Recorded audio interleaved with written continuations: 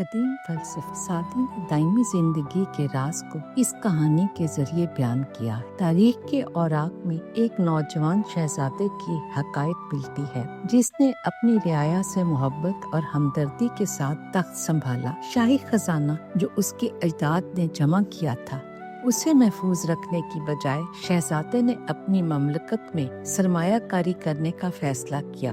اس نے بچوں کے لیے مدرسے، بیماروں کے لیے شفا خانے اور سڑکیں بنانے کے عظیم منصوبے شروع کیے تاکہ اس کی عوام کی زندگی میں آسانیاں پیدا ہوں۔ اس کی فراخ دلانہ حکمرانی میں سلطنت خوب پھلی پھولی، مگر ایک بوڑھے وزیر نے فکر مند ہو کر شہزادے سے ملنے کی اجازت چاہی۔ حضور، اس نے خبردار کیا، ایسی بے دریغ سخاوت خزانے کو خالی کر دے گی اور ہمیں ناگہانی مصیبتوں کے آگے کمزور چھوڑ دے گی۔ اس نے بادشاہ کو دولت جمع کرنے کا مشورہ دیا اور رعایا سے سونے کا ہر آخری دانہ نچوڑنے کا مشورہ دیا، یہ وعدہ کرتے ہوئے کہ سلطنت بے حساب دولت سے بری ہوئی ہوگی۔ شہزادے نے تحمل سے اس کی بات سنی اور وزیر کو مخاطب کیا۔ اے عقل مند وزیر، اس نے سوال کیا، بادشاہ کا مقصد کیا ہے؟ کیا یہ سونے کے پہاڑ کی مانند دولت کی حفاظت کرنا ہے یا اپنے لوگوں کے خوابوں کی پرورش کرنا؟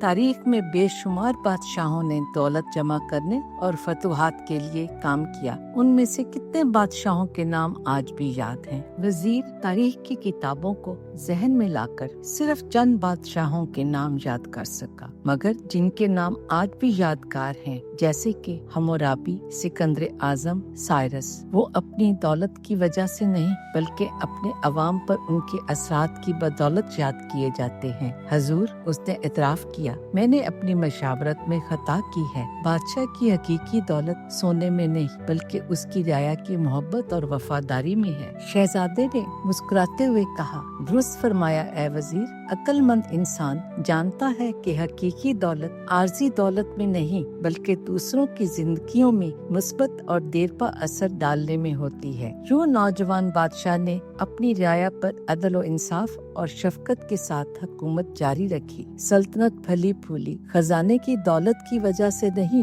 بلکہ اپنے حاکم کے دل میں پائی جانے والی شفقت کے سبب۔ یہ عوام کے دل ہیں، نہ کہ بادشاہوں کے خزانے یا کسی فرد کی دولت، جہاں ایک سچی اور دیرپا میراث جنم لیتی ہے۔